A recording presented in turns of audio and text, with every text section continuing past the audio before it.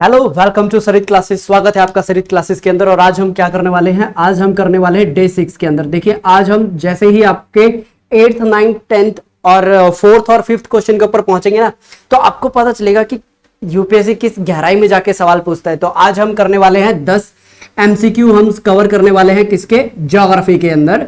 तो सबसे पहला सवाल आपकी स्क्रीन के ऊपर आ रहा है कि इनमें से कौन सी कंट्री नहीं, कौन सा स्टेट लैंडलॉक है? बताइए कौन सा स्टेट है इनमें से। बहुत ही आसान है। अगर आपके दिमाग में क्या ध्यान है, अगर आपके दिमाग में ध्यान है, ये है आपका बहुत ही ब्यूटीफुल डायग्राम जो कि विद इन 3 सेकंड के अंदर बन के तैयार हो जाता है। अगर आपके पास समय नहीं है तो आप इस तरीके से डायग्राम को ड्रॉ कर सकते हैं। और आपको थोड़ा सा बस ध्यान ये रखना है कि ये टिप कैसे जाए, एकदम कट होने चाहिए। ठीक है, यहां पे आपका ये जम्मू कश्मीर आता है और ये कन्याकुमारी। अगर आप एक्सिस देखते हैं, दोनों एक ही एक्सिस के ऊपर लाई करते हैं। और यहाँ पे ये और ये दोनों एक ही एक्सिस के अंदर आने चाहिए। चलिए, थोड़ा सा हमने मैप वर्क भी कर लिया। तो बताइए आपका सही आंसर कौन सा है? महाराष्ट्र, वेस्ट बंगाल, आंध्र प्रदेश और बिहार। बिल्कुल सही जवाब आपने दिया, बिहार इसका राइट आंसर है। और इसके अंदर आप देख लीजिए कौन से लैंडलॉक स्टेट्स हैं। छत्तीसगढ़, बहुत सही आपने जवाब दिया। झारखंड, मध्य प्रदेश, हरियाणा, ये कुछ जो हमारे स्टेट से क्या है, लैंडलॉक है। ऐसे भी सवाल पूछे गए कि कौन सी कंट्री के साथ किस स्टेट का बॉर्डर टच नहीं होता। राइट, इस तरीके से कि ऐसे कौन से कितने मतलब कितने हमारे स्टेट्स हैं जिनकी ना तो किसी कंट्री के साथ बाउंड्री टच होती है और ना ही समुद्र के साथ टच होती है। सवाल आपको दिया है, एक बार फाइंड आउट करके बताइएगा। अगला सवाल देखिए, आपके सामने ना दो तरीके से पूछे जा सकते हैं। एक यूएसएसआर के फॉर्म में पूछा जा सकता है, आया यूएसएसआर की फॉर्म में था। यह है 1980 का सवाल है। कब का है ये? 1980 का सवाल है। तो देखिए 1980 के अंदर क्या था? 1980 के अंदर यूएसएसआर का परचम था। और यूएसएसआर डिसॉल्व कब होता है? 1989 के अंदर डिसॉल्व होता है। दो पॉलिसी आई थी, ग्लासनोस्ट एंड पेस्टरॉइका। ठीक है, ये दो पॉलिसी लाई गई थी। मिथाइल गॉर्बचे ये पर्सन थे जिन्होंने ये पॉलिसी लेके आए थे। इसके अंदर क्या था कि ट्रांसपेरेंसी की गई पहली बार। जो आयरन कर्टन था ना, आयरन कर्टन, उसको उठाया गया पहली बार। और जिसकी वजह से हुआ क्या, ये जो पूरा यूएसएसआर था क्या हो गया आपका? कोलैप्स हो गया। ठीक है, ये इसका क्या था, बैकग्राउंड था। और आज की डेट में अगर आप इस सवाल को पढ़ेंगे तो आज की डेट में क्या पढ़ने को मिलेगा? Why USSR have many local time difference. और जिस वक्त ये सवाल पूछा गया था वो था यूएसएसआर के कंटेक्स्ट में। सवाल समझ में आ गया? बहुत बढ़िया। पहला ऑप्शन क्या कह रहा है कि ईस्ट से वेस्ट तक ये बहुत लंबा है, यानी स्ट्रेच काफी है, इस वजह से इसके अंदर बहुत ज्यादा टाइम जोन देखने को मिलते हैं। बी ऑप्शन क्या कह रहा है? नॉर्थ और साउथ में स्ट्रेच ज्यादा है, जो कि पॉसिबल नहीं है। नॉर्थ और साउथ में इतना नहीं है कंपैरेटिवली। आंसर मिल गया है। तो चलिए, हम इसमें ज्यादा टाइम नहीं लगाएंगे, बहुत आसान सवाल था। ये मैं आपको मैप दिखा रहा हूं। मैप में क्या दिख रहा है? ईस्ट और वेस्ट की स्ट्रेच देखिए कितनी बड़ी है। 12 अलग अलग इसके अंदर क्या आ जाते हैं, टाइम जोन आए थे। इतना बड़ा एरिया है ये। राइट, और यूएसएसआर की जब हम बात करते हैं, कजाकिस्तान भी यूएसएसआर का पार्ट हुआ करता था। तो अभी और मतलब जो यूएसएसआर था उस टाइम बहुत बड़ा था कंपैरेटिवली आज का जो रशिया है। अगला सवाल आपकी स्क्रीन के ऊपर है, which of the following most common wheat disease. बताइए। 1980 के अंदर ये सवाल पूछा गया था क्योंकि उस टाइम जो ऑल ओवर वर्ल्ड में जितने भी ये नाम दिए गए हैं प्रचलित थे ये। राइट, मैंने काफी सारी रिसर्च करने के बाद ही ये आपके लिए सारे कंटेंट यहाँ पे तैयार होते हैं। कम से कम 2 घंटे का समय लगता है आपके लिए रिसर्च करके एक बेहतरीन कंटेंट तैयार करने में। ऑप्शन ए आता है यहाँ पे जो आपके एज पर दिए गए हैं इसमें, ग्रीन ईयर। अरे हरे कान नहीं, ये बाजरा जो होता है ना उसके लिए बीमारी होती है। राइट, तो ये ऑप्शन ए चला गया। स्मिट, स्मिट किसके लिए होती है? ये 2 तरीके की होती है, हेड स्मिट और कॉमन स्मिट। ये किसमें होती है? ये मक्की के अंदर होती है। राइट, चलिए ये भी गलत हो गया। लूज स्मिट, ये भी कॉमन स्मिट नहीं, ये बारले के अंदर आती है। राइट, और ये जो डी ऑप्शन है रस्ट, ये बिल्कुल सही ऑप्शन है। देखिए, आपको अगर पिक्चर समझ में नहीं आई रस्ट किस तरीके की होती है, आपको कैसे देखने को मिलेगा, पत्ते ना पीले पीले पड़ जाते हैं और उसके अंदर कहीं डॉट डॉट डॉट डॉट से होते हैं। ये सारे फंगस की वजह से होते हैं। और इसके पीछे का रीजन पता है क्या है? ये इतनी जल्दी फैल क्यों जाते हैं? नाइट्रोजन और ऑर्गेनिक कंटेंट जब ज्यादा मिलता है ना मिट्टी को, जब नाइट्रोजन और ऑर्गेनिक कंटेंट ज्यादा मिलता है तो उसकी वजह से क्या होता है, यहाँ पे फंगस की अमाउंट बहुत ज्यादा बढ़ जाती है। क्यों बढ़ जाती है? बताइए, उसके लिए फेवरेबल कंडीशन बनती है, राइट। फेवरेबल कंडीशन यानी उसको खाना चाहिए, खाना कहां से लेगी, वीट से लेगी, ये रस्ट का है। और जो मैंने आपको बताया था कि एक मिनट, ये बाजरा के लिए था ना ग्रीन ईयर, ये ग्रीन ईयर बाजरा के लिए बिल्कुल ऐसा दिखाई देता है, बाजरा बिल्कुल खिल जाता है, मतलब इसके अंदर सीड्स नहीं बनेंगे आगे जाके। उसके बाद ये उसका है लूज स्मट, राइट। नेक्स्ट ये आता है आपका बार्ले, सॉरी, ये स्मट है, ठीक है, जो मक्की के अंदर होता है, ये लूज स्मट है। लूज स्मट किसमें होता है, ये बार्ले में होता है। ये बेसिकली क्या करता है, जो बाल होती है ना, मतलब कि जिसके अंदर बीज बनते हैं, वहां पे पोर्स बनने, जो स्पोर्स होते हैं ना, जिसमें से आगे फंगस बनती है, राइट। एक बार आप स्क्रीन पे देखिए, ये बेसिकली पूरा प्रोसेस होता कैसे है। देखिए, ये मान के चलिए एक पेड़ है, राइट। इसके अंदर क्या बनेंगे, सीड्स बनेंगे। लेकिन हुआ क्या, ये जो फंगस है, फंगस क्या करती है, फंगस की एक पूरी अलग लाइफ साइकिल होती है। ये हम बायो के अंदर कंप्लीट देखते हैं। अभी हमारा सिर्फ इतना काम है, हमें जो स्पोर्स होते हैं ना, वो देखने हैं कैसे काम करते हैं। स्पोर्स क्या होते हैं, इसके ऊपर आके डिपॉजिट होना स्टार्ट कर देते हैं और यहाँ पे मल्टीप्लाई करते हैं, जिससे कि यहाँ पे क्या नहीं होता, सनलाइट पहुंचती नहीं है, फूड पहुंचता नहीं है, और ये डेथ होना स्टार्ट होता है और इसका कलर टर्न होता है ब्लैक के अंदर, ये ब्लैक कलर के अंदर कन्वर्ट हो जाते हैं, राइट। जैसे ही ये ब्लैक कलर के अंदर कन्वर्ट होते हैं तो आपको स्क्रीन के ऊपर जो पिक्चर दिख रही है कुछ इस तरीके की ये दिखाई देने लगते हैं। इसके बाद आता है अगला सवाल। अच्छा, अभी तक देखिए हमने जो 3 सवाल किए, एक बार रिकॉल करके बताइए, सबसे पहला सवाल कौन सा था, बिल्कुल सही, लैंडलॉक कंट्री स्टेट। मेरे को कंट्री याद आ रही है क्योंकि एक सवाल मैंने आपके लिए कंट्री के लिए बनाया है, वो अगले डे 7 के अंदर आएगा आपका। ओके, हमने लैंडलॉक स्टेट के बारे में पढ़ा था। दूसरा सवाल बताइए कौन सा था, दूसरा सवाल आपका था, बताइए, रशिया और यूएसएसआर का भी हमने देखा था। देखिए ग्लासनोस्ट और पेस्ट्रॉइका आपको दिखाई दे रहा है ना। और अभी तीसरा सवाल हमने किया किस तरीके की डिजीज होती हैं। और अगला सवाल आपकी स्क्रीन के ऊपर है जिप्सम। देखिए जिप्सम के बारे में आपको बहुत ही आज मैं काफी बढ़िया इंफॉर्मेशन शेयर करने वाला हूं। सबसे पहले आप सवाल पढ़िए फिर आंसर देखिए, क्योंकि जिप्सम ना आपके ज्योग्राफी ऑप्शनल के अंदर भी आता है ये, और इसमें काफी अच्छे पॉइंट्स आपको आज दिए जाएंगे। पढ़ लिया, आंसर मिल गया इसका। सबसे पहला है जो ऑप्शन आपको स्क्रीन के ऊपर दिखाई दे रहा है, ये एल्कलिनिटी को इंक्रीज करता है, राइट। दूसरा क्या है, ये एसिडिटी को डिक्रीज करता है। तीसरा ऑप्शन क्या है कि ये एल्कलिनिटी को डिक्रीज करता है। अब सबसे पहले ना आपको एक शब्द समझ में आना चाहिए, एल्कलिनिटी क्या होती है। देखिए एल्कलिनिटी क्या होती है कि जो सॉल्ट होता है ना, वो अगर डिसॉल्व हो जाए मिट्टी के अंदर, ये उसकी एक क्या बोलते हैं टेंडेंसी होती है, कैपेसिटी होती है कि वो सॉल्ट को अपने अंदर डिसॉल्व कर ले।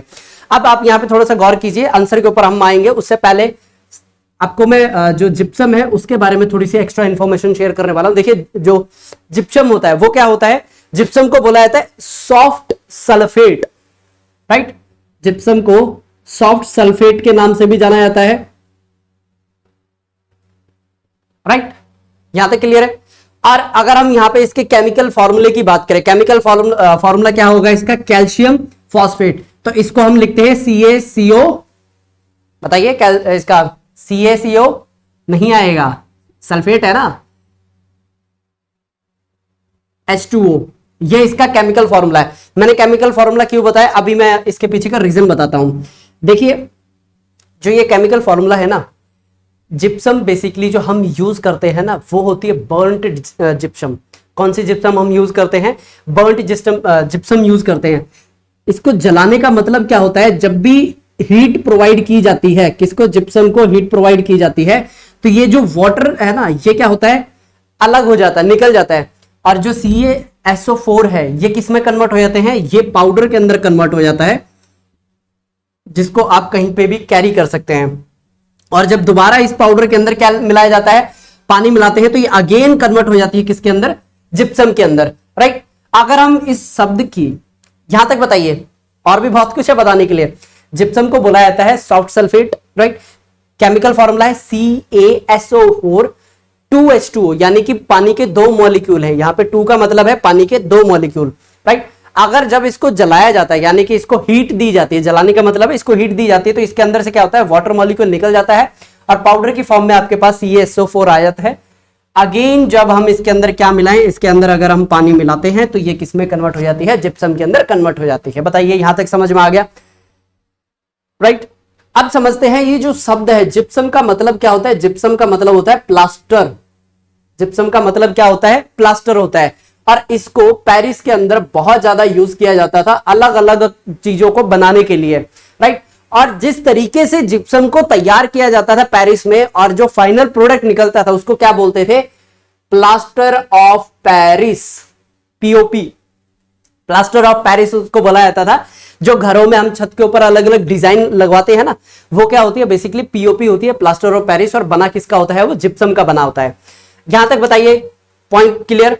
ओके, ये मैं इतनी गहराई में पता क्यों बता रहा हूं, मैं अपनी ज्योग्राफी ऑप्शनल जो स्टूडेंट देख रहे हैं उनके लिए भी, और प्लस में जो जीएस के स्टूडेंट है उनके लिए भी मैं ये एक्स्ट्रा इन्फॉर्मेशन शेयर कर रहा हूं, क्योंकि आज की डेट में इंडिया की जो मिट्टी है ना उसके अंदर सैलिनिटी बहुत ज्यादा बढ़ गई है, और सैलिनिटी को कंट्रोल करने के लिए ही जिप्सम को ऐड किया जाता है मिट्टी के अंदर।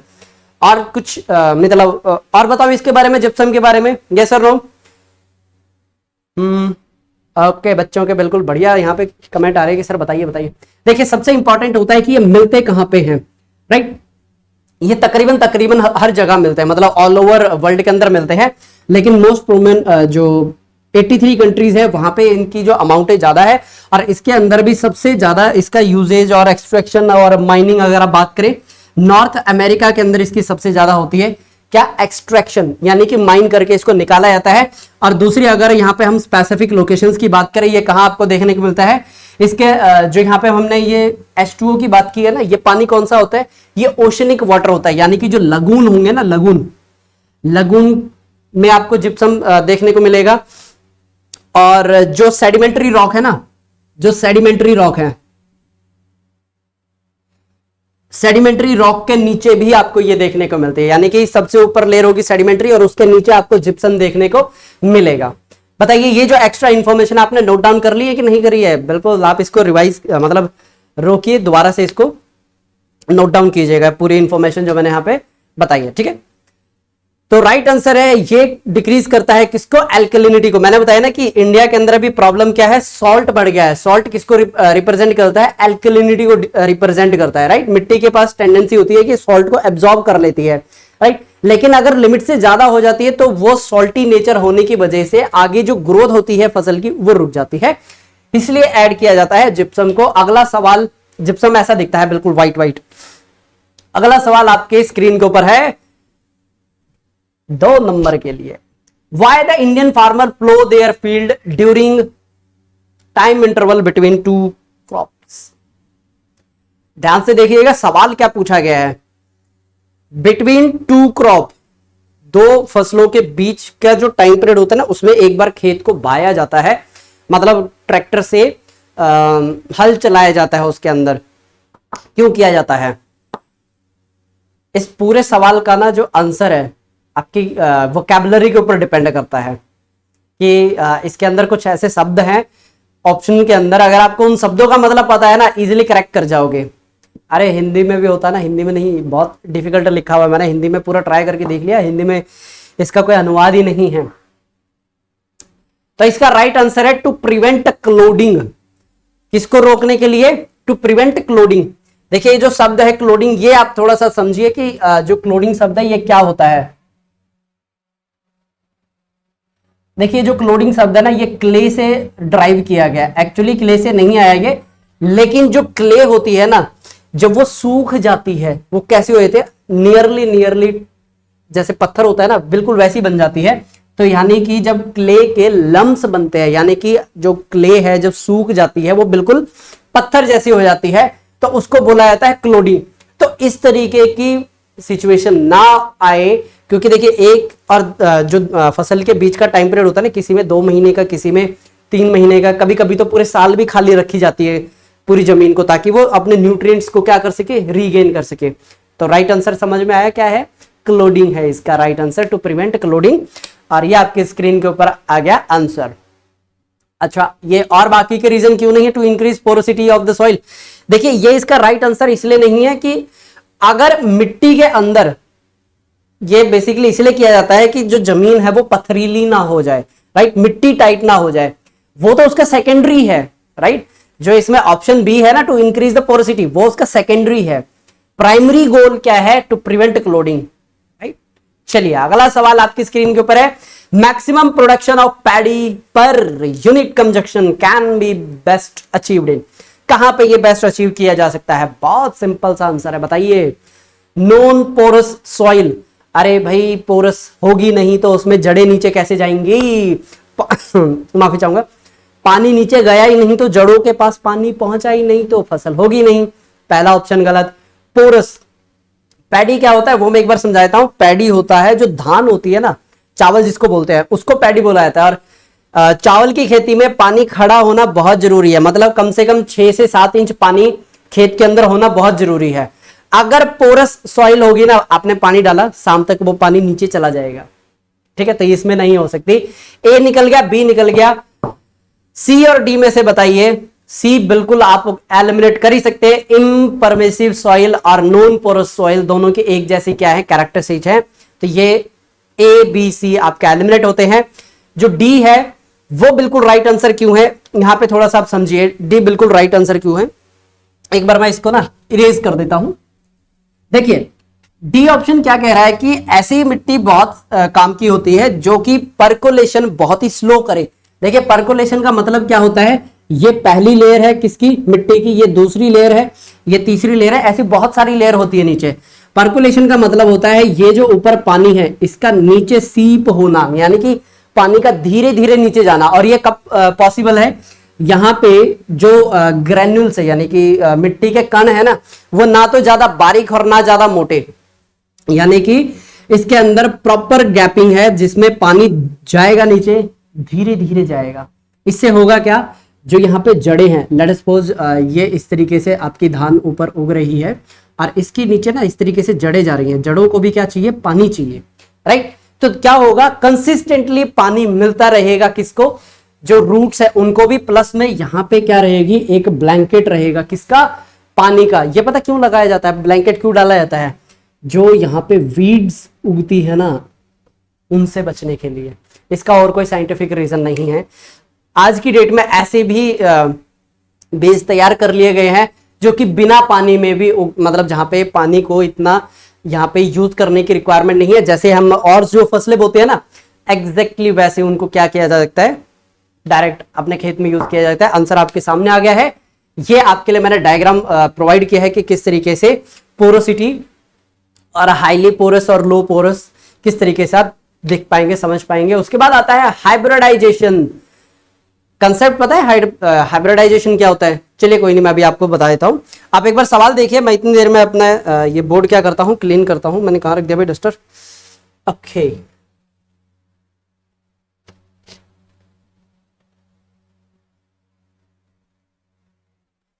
मिल गया आंसर?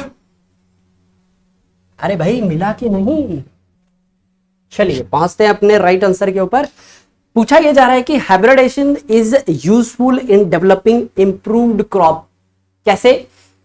सबसे पहले मैं आपको कंसेप्ट समझाता हूं हाइब्रिडाइजेशन क्या होता है। देखिए हाइब्रिडाइजेशन में क्या होता है, ये है क्रॉप ए, ठीक है, और ये है क्रॉप बी। अब देखिए होगा क्या, ये क्रॉप ना टॉल है लेकिन इसके पास जो फ्रूट्स हैं वो क्या है? कम है। और इसकी जो हाइट है, हाइट कम है लेकिन फ्रूट्स ज्यादा है, यानी कि एफ प्लस में है और एच माइनस में है। एच मतलब हाइट, इसमें फ्रूट्स माइनस में है और एच प्लस में है। तो अब एक किसान पता क्या चाहता है? उसके पास चारा भी सफिशिएंट अमाउंट में आ जाए और फ्रूट भी सफिशिएंट अमाउंट में आ जाए। तो क्या करेगा? इनका वो क्रॉस कराएगा। इनका क्या कराएगा? क्रॉस कराएगा। क्रॉस का मतलब ये होता है fertilisation between two similar species, जो कि आपस में क्या कर सके? फर्टिलाइज कर सके और एक न्यू स्पीसी बना सके जो कि होगी सी, जिसके अंदर क्या होगा? इसके भी कैरेक्टर होंगे प्लस में इसके भी कैरेक्टर होंगे। यहां तक का कंसेप्ट क्लियर? दोबारा से एक्सप्लेन करता हूं। ये जेनेटिक्स में आता है। ये ए और बी क्या है? अलग अलग आपकी वेराइटी, मतलब वेराइटी नहीं मैं बोल सकता, क्रॉप्स हैं ये, ठीक है। जो ए है इसके पास क्या? हाइट ज्यादा है लेकिन फ्रूट कम है, और जो बी है इसके पास हाइट कम है लेकिन फ्रूट ज्यादा है। तो हमने क्या किया? इनको दोनों को मिक्स किया। मिक्स करने से क्या हुआ? जो ये वाले जीन्स थे जिसकी वजह से फ्रूट कम थे, वो एलिमिनेट हो गए। ऐसे ही यहाँ पे जिस जीन की वजह से हाइट कम थी वो वाला जीन क्या हुआ, एलिमिनेट हो गया। हमारे जो डिजायर्ड रिजल्ट हम चाहते थे वो क्या थे, लंबी हाइट और मैक्सिमम फ्रूट, वो ये दोनों चीज शो कर रहा है। आंसर मैंने दे दिया आपको, जो सवाल आपसे पूछा गया था। ये लीजिए आपकी स्क्रीन के ऊपर मैं दोबारा से ये देखिए क्या आंसर होना चाहिए इसका। Creating a new and better genes, genes को बनाया नहीं जा सकता। सबसे पहले चीज क्रिएटिंग, ये शब्द ही गलत हो गया। जीन्स को बनाया नहीं जा सकता, जीन्स को अल्टर किया जा सकता है या फिर कंबाइन किया जा सकता है किसी और जीन्स के साथ, मिला के एक न्यू सेगमेंट बनाया जा सकता है। ठीक है। दूसरा, एलिमिनेटिंग अनडिजायरेबल जीन्स। अच्छा, आप में से कुछ बच्चे अगर पोस्ट ग्रेजुएशन लेवल पे पढ़ रहे हैं ना, वो ये बोल सकते हैं सर हमारी थ्योरीज करवाई जाती हैं जिसके अंदर जीन्स को बनाना सिखाया जाता है। अब बना लेंगे लेकिन लाइफ नहीं होती है ऐसे जीन्स के अंदर। ठीक है। हम जीन्स किसको बोलते हैं, जिनके पास उनका हेरिडिटरी कैरेक्टर हो, उनके पास कुछ डिजायर्ड इंफॉर्मेशन हो जो आगे जाके क्या कर सके, पास ऑन हो सके और उससे एक न्यू इंडिविजुअल या फिर जो इंफॉर्मेशन पास ऑन होती जा रही है जनरेशन टू जनरेशन, वो अगली जनरेशन में पास ऑन हो सके। राइट। वैसे साइंस में करने को कुछ भी कर सकते हैं, लेकिन ये जो ऑप्शन है वो जर्नली स्पीकिंग में लेके चल रहा हूं, हमें ऑप्शनल लेवल पे नहीं जाना। तो यहाँ पे 1 मिनट दीजिएगा मुझे आप। ओके, इसमें देखिए दूसरा ऑप्शन है एलिमिनेटिंग अनडिजायरेबल जीन, ये सही है ऑप्शन। ठीक है, लेकिन हमें बाकी के ऑप्शन भी देखने हैं। ये गलती मत कीजिएगा कि पहला पढ़ा गलत है, दूसरा पढ़ा चाहिए सही है, टिक मार दिया। नीचे के भी ऑप्शन जरूर देख लीजिएगा, क्योंकि कई बार क्या होता है, सही होता है उससे ज्यादा एक और सही मिल जाता है। राइट। तो सी क्या बोल रहा है कि producing favourable combination of genes. Okay, gases आ गया, ये गैसेस नहीं है जीन्स है, मैंने इसको करेक्ट किया था। अच्छा, आंसर के अंदर करेक्ट किया था, हाँ बिल्कुल सही है, मैंने किया है ये correct. So by encouraging favourable gene and removing unfavourable gene, बिल्कुल सही जवाब है producing favourable combination of gene. मैंने क्या बोला, यहां पे जीन्स को कंबाइन किया गया है, एलिमिनेट नहीं किया किसी को भी। ये तो नेचुरल प्रोसेस था जिसमें ये दोनों जीन अपने आप एलिमिनेट हुए हैं। राइट। यहां पे हाइब्रिडाइजेशन, हाँ प्रोसेस देखिए कौन सी है, हाइब्रिडाइजेशन। अगर और कोई और प्रोसेस होती ना तो यह ऑप्शन नहीं आता, ऑप्शन सी सही आंसर नहीं होता। चलिए, which of the following crop, 8वां सवाल आपकी स्क्रीन के ऊपर है। Which of the following crop has the highest photosynthetic activity. बहुत आसान सवाल है, बहुत आसान सवाल है। यहां पे आपकी क्या चलेगी, एक जनरल नॉलेज है, ये एकदम सिंपल सा सवाल है। राइट आंसर है सुगर केन।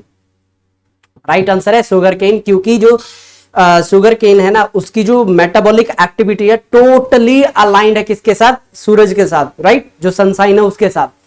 और कॉटन का क्या है, कॉटन की इतनी नहीं है, क्योंकि कॉटन बननी स्टार्ट पता कब होती है, जैसे ही विंटर आनी स्टार्ट होती है। और शुगर केन के अंदर जितनी जो शुगर कंटेंट है ज्यादा कब होती है, जितनी ज्यादा देर तक वो सनलाइट के अंडर रहेगा, क्योंकि उतनी मैक्सिमम क्या होगी यहाँ पे, फोटोसिंथेसिस। ओके, चलिए मैं एक बार आपको लिख के भी समझा देता हूं मैंने क्या बताया है अभी। देखिए होता क्या है, जो शुगर केन है ना, उसका जो टोटली जो शुगर कंटेंट है वो डिपेंड करता है सनलाइट की इंटेंसिटी के ऊपर। ऐसा क्यों, क्योंकि सनलाइट की जितनी बढ़िया इंटेंसिटी होगी क्या होगी, फोटोसिंथेसिस बहुत बढ़िया होगा। और हमें पता है जब फोटोसिंथेसिस होती है तो क्या बनता है, C6H12O6 बनता है। राइट। ये किसका मॉलिक्यूल है, इसको आप ग्लूकोज का भी मॉलिक्यूल बोलते हैं। राइट, ग्लूकोज का मॉलिक्यूल बोलते हैं ना। तो आगे जाके जो ग्लूकोज है और जो शुगर है तकरीबन उनका यही क्या होता है। तो इसलिए जिस शुगर केन के अंदर जितना बढ़िया शुगर कंटेंट आप चाहते हैं बढ़िया हो, तो उसके ऊपर सनलाइट की इंटेंसिटी ठीक होनी चाहिए। प्लस में यहाँ पे वाटर का भी आपको ध्यान रखना पड़ेगा, अगर पानी नहीं गया ना तो गन्ने की जो फसल है वो खराब भी हो जाती है। इसलिए अभी क्या हो रहा है, इंडिया के अंदर जो नदन पार्ट है ना, नदन पार्ट से सदन के अंदर शिफ्ट हो रहा है। जैसे ये हमारा उत्तर प्रदेश वाला एरिया है, यहां से हटके अभी कहां जा रही है, शुगर केन की इंडस्ट्री नीचे जा रही है। राइट, मैंने इंडस्ट्री बोला, ध्यान से सुनिएगा। राइट आंसर आपकी स्क्रीन के ऊपर आ चुका है। अगला सवाल है कि कॉफी की कल्टीवेशन या टी की कल्टीवेशन के लिए इनमें से कौन सी स्टेटमेंट सही है? राइट आंसर है, बताइए बताइए बताइए, राइट आंसर क्या है? चलिए मैं आपको ना डेटा प्रोवाइड करता हूं, आप अपने आप अंदाजा लगा लीजिएगा। देखिए, जो चाय होती है ना, जो टी होती है, उसको चाहिए कम से कम 2000 मीटर की हाइट, मीन सी लेवल, ये हमेशा याद रखिएगा, ठीक है, मीन सी लेवल। और जो कॉफी होती है ना, कॉफी को हाइट चाहिए 800 से 1200 तक, 800 से 1200 मीटर की हाइट पे इसका काम चल जाता है, पहली बात। दूसरा, चाय को टेम्परेचर चाहिए 21 से 29 और इसे टेम्परेचर चाहिए 25 से 30। बस जरा सा भी अगर टेम्परेचर ऊपर नीचे हुआ, ये होती नहीं है उस पर्टिकुलर जगह पे। बताइए आंसर तक पहुंच गए कि नहीं पहुंच गए? आपके स्क्रीन के ऊपर है, tea grows at higher latitude than coffee, यही राइट आंसर है। चलिए आगे चलते हैं। अगला सवाल है बहुत ही आसान, which soil is best suited for paddy crop? Reason के साथ बताइए।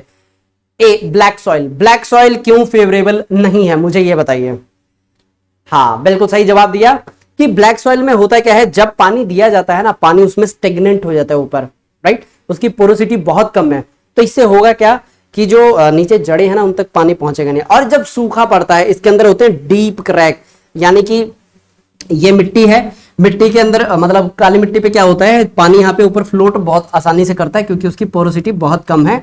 और जब वो सूखती है ना जमीन, तो इतने गहरे गहरे क्या होते हैं, ये क्रैक्स डेवलप होते हैं ब्लैक सॉइल के अंदर, तो यहाँ पे पैडी ग्रो नहीं हो सकती। ओके, अगला बताइए, लूमी सॉइल इसमें होती है, राइट। हार्ड सॉइल में नहीं हो सकती, क्यों नहीं हो सकती? पानी नीचे जाएगा नहीं, जड़ें वहां पे क्या नहीं होंगे, बढ़ नहीं पाएंगे। रेड सॉइल, रेड सॉइल में क्या होता है, वो चिकनी होती है और उसकी भी परमेबिलिटी बहुत कम होती है, राइट। परमेबिलिटी मतलब वो पानी बहुत ज्यादा टाइम तक अपने साथ रिटेन कर सकती है, नीचे पानी बहुत कम जाता है उसका। तो राइट आंसर आपके पास आ जाता है। मैंने कलर कोडिंग आपको प्रोवाइड कर दी है, ये लीजिए, मैं अपने आप को थोड़ा सा छोटा कर लेता हूं ताकि आप सिल्ट लिखा हुआ देख पाए। और देखिए मिट्टी की कलर कैसा होता है, किस तरीके का है, ये आप इससे थोड़ा सा अंदाजा लगा सकते हैं, राइट। तो यहां पे देखिए हमारे जो मोस्ट ऑफ जो सवाल थे, कितने इंटरेस्टिंग सवाल थे। इसके अंदर देखिए जिप्सम के बारे में आपको थोड़ी सी एक्स्ट्रा इंसाइट मिली, राइट। तो आज का जो हमारा मेन जो एजेंडा था, हमने यहाँ पे अपना कंप्लीट किया। तो आज के इस लेक्चर के अंदर हम क्या करेंगे, अपने आप के जो मेजर टॉपिक्स थे हमने यहाँ पे कवर किए हैं। बहुत बढ़िया बढ़िया जो पॉइंट्स थे यहाँ पे जो मैंने सर्च किए, वो मैंने आपको प्रोवाइड कर दिए हैं। इनके आप नोट्स बना लीजिए, आगे आपके काम आएंगे। और जो भी अपडेटेड न्यूज़ होती है आपको प्रोवाइड करते रहेंगे। आपका लेक्चर का पूरा देखने के लिए बहुत बहुत धन्यवाद। नमस्ते।